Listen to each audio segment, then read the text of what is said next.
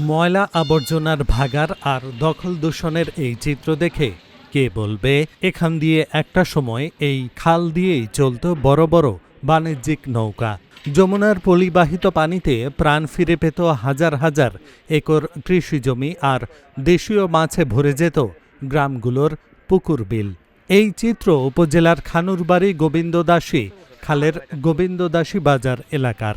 যমুনা নদীর এই শাখা খালটি দখল করে বর্তমানে গড়ে উঠেছে শত শত ঘরবাড়ি ও বিভিন্ন ব্যবসা প্রতিষ্ঠান। হাটবাজার ও বাসাবাড়ির বর্জ্য পলিথিনে জমাটবদ্ধ পানিতে কেবলই দুর্গন্ধ আর মশার প্রজনন ক্ষেত্র।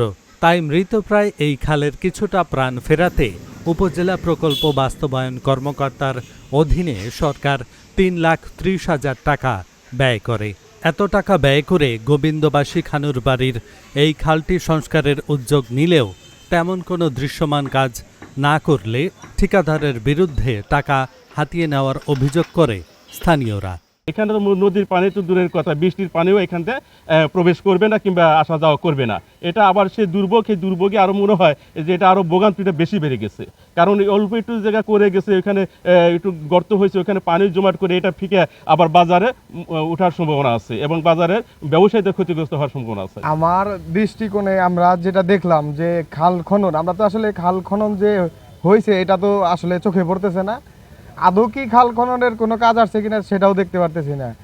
দুই একদিন দেখলাম যে এক্সকাভেটর দিয়ে এখানে কাজ হইলো, এখন দেখি তো আবার এই পুনরায় যেরকম ছিল আগের মতো সেরকমই হয়ে গেছে।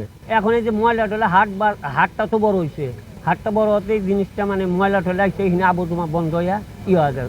আপনার করছে অবৈধ বলে ঘরটর উঠে সেটা এমনভাবে খালের জায়গাগুলো মেরে দিচ্ছে, সামান্য বৃষ্টি হলে পারি পানি তো বাজার হুদ্ধ সবই হয়ে যায়, নষ্ট হয়ে যায়, বহুত পিটি হয়ে যায়, নষ্ট হয়ে যায়, দোকানপাটি মালটাল সব ক্ষতি হয়ে যায়। আমরা চাই যে এই খালটা যদি সরকারের থেকে খুব বড় একটা বাজেট দেয়, খালটা যদি পরিষ্কার করে তাহলে আমাদের অনেক উপকার হবে। হাজার হাজার জমি আছে এই খালের পিছনে পার্শ্বে, তাদের পানিটা যদি যায় তাহলে তারা বেশ ভালোভাবে আবার বসত করতে পারে। গোবিন্দাসী বাজারবাসীর দীর্ঘদিনের দাবি, এই খালটি এক সময় অনেক বড় ছিল, প্রশস্ত ছিল, গভীর ছিল, এটা ভরাট হয়ে গেছে। এটা এখন দাবি হইল প্রশস্তকরণ এবং গভীর করে এই যে স্থাপনাগুলা অবৈধভাবে করছে এগুলা ভেঙে এই খালটা পুনঃসংস্কার করে পুনরুদ্ধার করলে। এই অভিযোগ অস্বীকার করে ঠিকাদার বলছে খাল সংস্কার প্রকল্পে দেয়া বরাদ্দের অর্থ শেষ হয়ে যাওয়ায় কাজ পুরোপুরি শেষ করা যায়নি। নতুন আরও বরাদ্দ পেলে কাজ শেষ করা হবে। মাননীয় মন্ত্রী মহোদয়, বপুর গোপালপুরের মন্ত্রী মহোদয় সাহেব, তার সাথে কথা হয়েছে। উনি বলেছেন এই খালের বাজেট আবার পুনরায় টাকা বাড়িয়ে দেবে, সেজন্য আমরা অর্ধেকের বেশি অংশ কাজ করে গাড়ি এখানে রেখে দিয়েছি। উনি বাজেটটা বাড়িয়ে দিলে বাকি কাজগুলো ইনশাল্লাহ হয়ে যাবে। আসলে তো এখানে পর্যাপ্ত পরিমাণে ময়লা ছিল, আমাদের ধারণার বাইরে। আমরা যেভাবে বলেছিলাম তার চেয়ে অনেক বেশি ময়লা উঠেছে, যার কারণে পূর্ণাঙ্গ কাজটা আমরা করতে পারি নাই। এমপি মহোদয় বলেছে পরবর্তীতে বাজেট দিলে ইনশাল্লাহ বাকি কাজগুলো আমরা শেষ করব। খাল সংস্কারের ব্যাপারে কিছুই জানেন না বললেন স্থানীয় এই ইউপি চেয়ারম্যান।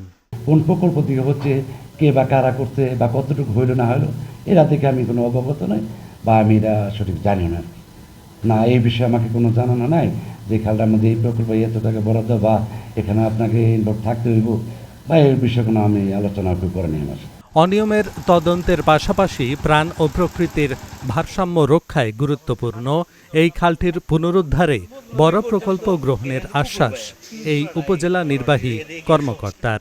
যে বাজেটটি দেওয়া হয়েছে সেই বাজেটের একটি অংশের কাজ সমাপ্ত হয়েছে, বাকি অংশের কাজ স্থানীয় প্রতিবন্ধকতা দূর করার সাপেক্ষে শুরু করা হবে। এই খালটি অত্যন্ত গুরুত্বপূর্ণ একটি খাল এবং কৃষি এবং কৃষকের সাথে অত্যন্ত নিবিড়ভাবে এটি জড়িত। মাননীয় সংসদ সদস্য মহোদয়ের নির্দেশনা অনুযায়ী এবং সংশ্লিষ্ট যারা রয়েছেন তাদের সকলের সাথে আলোচনাক্রমে আমরা গুরুত্বের সাথে এই খালটি খননের কার্যক্রম সম্পন্ন করব। সরকারি অর্থের অপচয় রোধ, প্রাণ প্রকৃতি রক্ষা এবং দখল ও দূষণের বিরুদ্ধে জনগণ সুনাগরিকের ভূমিকা পালন করলে তবেই মিলতে পারে সুফল, দাবি সচেতন মহলের। Dhaka journal, news desk.